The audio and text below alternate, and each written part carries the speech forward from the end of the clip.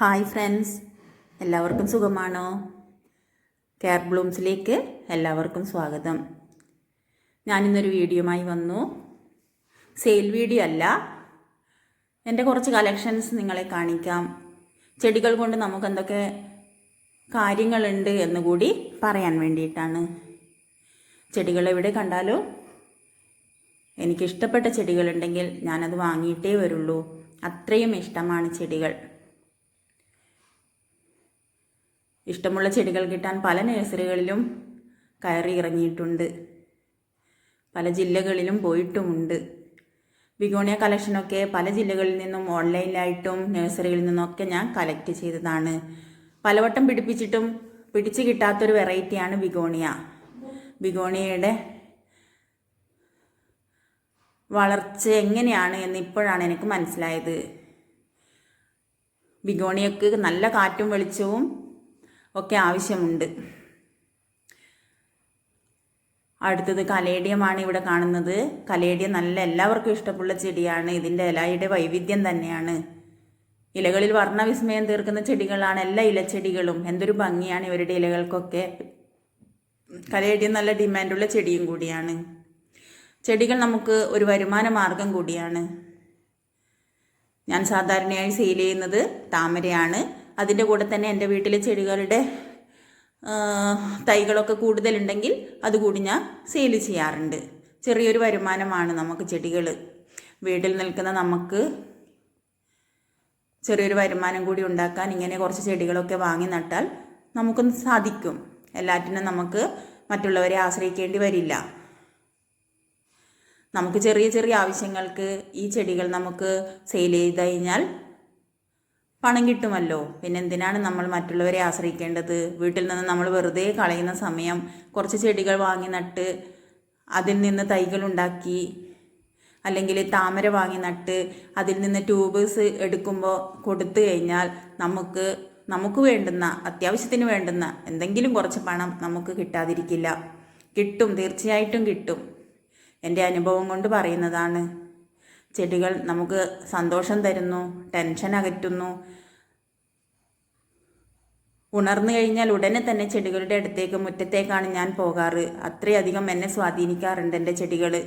നല്ലൊരു ഉന്മേഷം ഇവരെ കാണുമ്പോൾ നമുക്ക് കിട്ടാറുണ്ട്. അതുകൊണ്ട് എന്നും ജീവിതത്തിൽ ഈ ചെടികളോടുള്ള യാത്ര തുടരാൻ തന്നെയാണ് എൻ്റെ തീരുമാനവും. നിങ്ങളും അങ്ങനെ തന്നെ ചെയ്യുക. ചെടികൾ നമുക്ക് സന്തോഷവും സമാധാനവും എല്ലാം പ്രദാനം ചെയ്യുന്നവയാണ്. ചെടികളില്ലാത്തൊരു ലോകം എനിക്ക് സ്വപ്നം പോലും കാണാൻ പറ്റില്ല. അത്രമാത്രം എൻ്റെ ജീവിതത്തിൽ ഇവ സ്വാധീനിച്ചിട്ടുണ്ട്. താമര കളക്ഷൻ തുടങ്ങിയപ്പോൾ 5000 10,000 ഒക്കെ കൊടുത്ത് ഞാൻ ഹൈബ്രിഡ് താമരകൾ വാങ്ങി. ഇപ്പോൾ അതിൻ്റെ വിലയൊക്കെ വളരെ കുറവാണ്.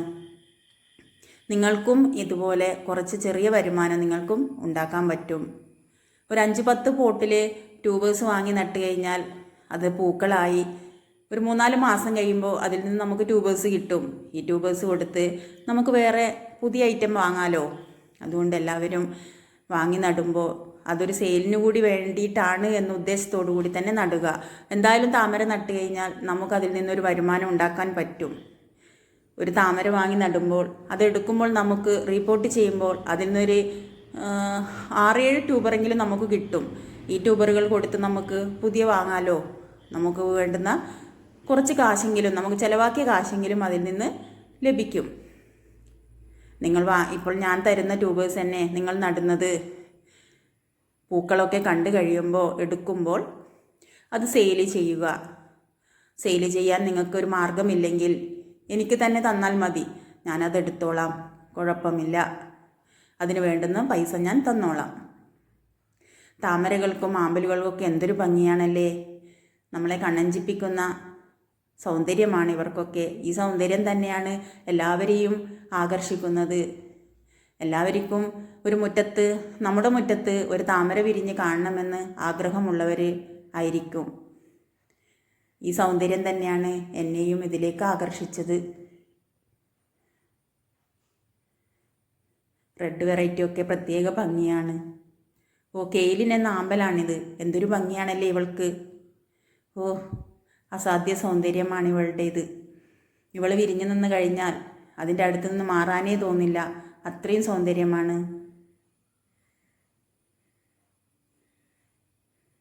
നല്ല വിലയുള്ള വെറൈറ്റിയാണ്. ഇതുപോലെ വിലയുള്ള പല വെറൈറ്റിയുമുണ്ട്, പല കളറിലുമുണ്ട്. എന്തൊരു സൗന്ദര്യമാണ് ഇവർക്കൊക്കെ. ഇത്രയുമാണ് ഇന്ന് നിങ്ങളോട് എനിക്ക് പറയാനുള്ളത്.